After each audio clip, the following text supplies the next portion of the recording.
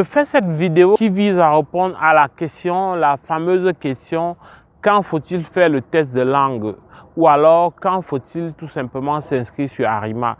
Parce qu'à la vérité, les deux vont pratiquement finalement ensemble. Cette vidéo fait suite à une autre où je t'invitais à la retenue pour ce qui était d'aller faire tout de suite un test de langue, parce que le test de langue n'était pas la priorité pour immigrer au Canada, que le test de langue était davantage secondaire. J'ai eu ça d'un de mes abonnés qui a voulu partager, qui m'a fait l'honneur et la gratitude de partager son résultat, qui a été content particulièrement de la qualité de mes vidéos précédentes qui l'ont aidé en s'y conformant à finalement trouver un emploi.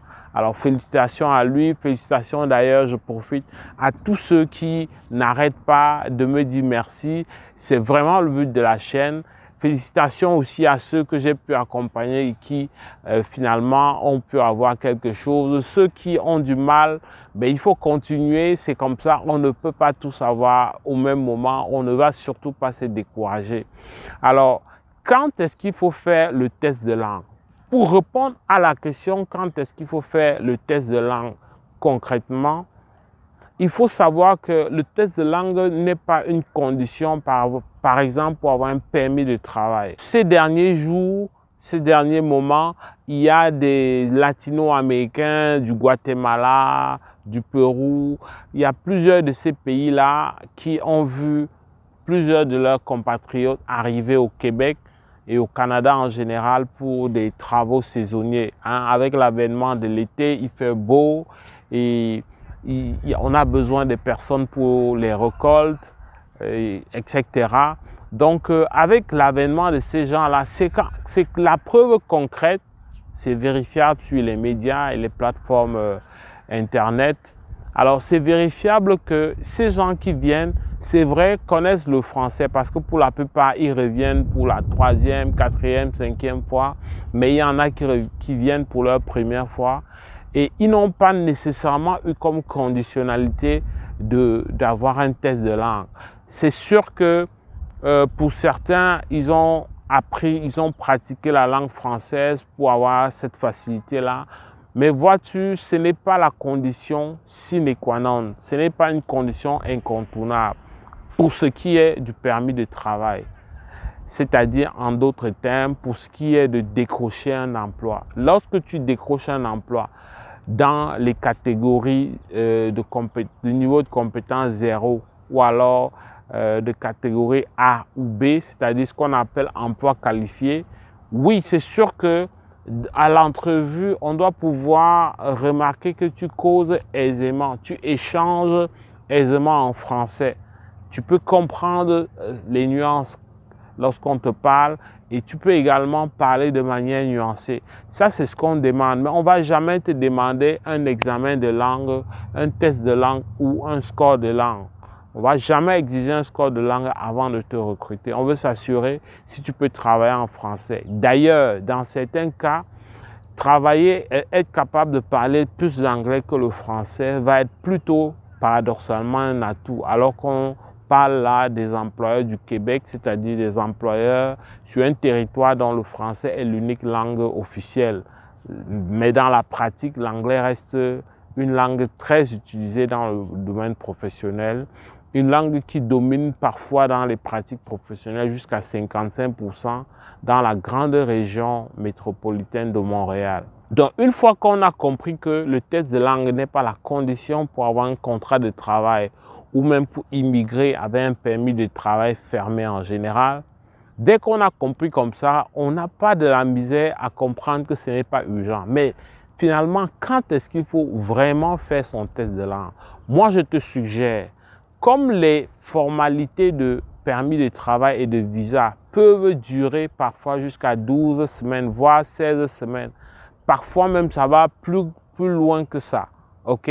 Ça dépend des périodes, on ne te dira jamais assez, même pas un agent d'immigration qui travaille sur les visas. Lui-même, il ne pourra jamais te dire clairement que voici le délai. On peut te donner le délai qui se met à jour de manière automatique selon le niveau de traitement, selon la période. Mais en tout cas, le temps que ça prend, lorsqu'on regarde la moyenne, c'est le temps suffisant après que tu aies décroché ton offre d'emploi, c'est le temps suffisant pour s'inscrire et pour présenter son test de langue. Même si d'aventure c'est tellement rapide que tu n'as pas pu retirer ton test de langue, mais tu l'as déjà présenté. Ça fait que ton test de langue va te retrouver au Canada. Ça, c'est vraiment si c'est allé très vite. Mais on s'entend que les résultats viennent autour de 6 semaines. Et peut-être que tu as pris 3 semaines ou au pire 1 mois avant la prochaine session. Donc, en gros, en tout et pour tout, tu peux faire 2 mois ou 2 mois et demi avant de le présenter, avant de l'avoir carrément. Mais pour le présenter, ça va te prendre maxi 1 mois et demi, peu importe le centre dans le pays où tu te trouves. Donc, 1 mois et demi, c'est le max lorsque tu essayes de t'inscrire. Et 2 mois et demi, voire 3 mois, c'est le max pour que tu l'aies en main. Mais même si tu ne l'as pas en main, tu as des moyens de l'avoir puisque tu l'as déjà présenté. Et tu peux donc te déplacer. Alors, tu auras au moins gagné des mois parce que tu ne sais jamais la date à laquelle tu vas décrocher le contrat.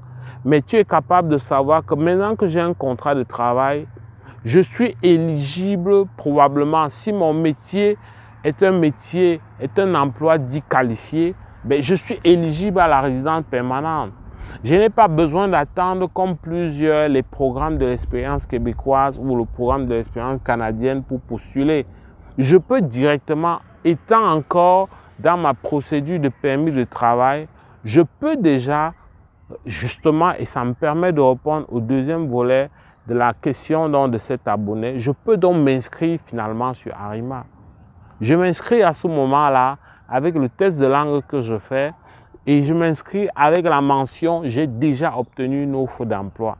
Je te mets au défi avec la mention « J'ai obtenu une offre d'emploi » et voilà mon score de langue. Je te mets au défi les jours qui vont suivre, maximum les semaines qui vont suivre. Avant 1 mois, il est difficile que tu ne sois pas invité à présenter une demande de manière officielle. Donc, tu vois que ce n'est pas le fait de courir, d'entendre qu'un voisin, un ami, quelqu'un a déjà s'est inscrit sur Arima que tu vas paniquer. Oui, il y a la possibilité de se faire inviter sans offre d'emploi. Je t'en ai parlé dans d'autres vidéos et je peux encore, si tu me poses la question, je peux te répondre en dehors du cadre de cette vidéo. Tu peux m'écrire par courriel au jvkamdem@yahoo.fr. Alors, je peux te répondre également aussi à cette adresse courriel-là.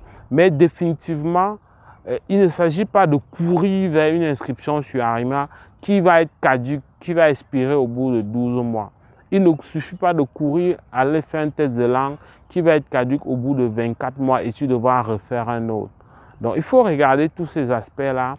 Il faut avoir le bon timing. Il faut mettre l'essentiel de son énergie dans la recherche stratégique du travail. Recherche stratégique, ça veut dire prendre, composer entre ton profil, la demande et finalement tes capacités de reconversion professionnelle. Voilà, et tout ce qui va autour de cette question-là. J'espère que cette vidéo t'a aidé. J'espère que répondre à cette question va non seulement te permettre de gagner en temps, en argent, mais surtout en sérénité. Parce qu'il va falloir que tu n'abandonnes pas, mais que tu aies la bonne méthode et que tu aies la bonne posture pour poursuivre ton projet d'immigration. J'espère que la vidéo t'a aidé. Si c'est le cas, like. N'hésite pas à nous laisser des commentaires. Si tu es nouveau sur la chaîne, abonne-toi et active la cloche de notification pour ne rien manquer de nos futures parutions hebdomadaires. Sur ce, on se retrouve avec beaucoup de plaisir dans le cadre d'une prochaine vidéo. Porte-toi bien. Boula!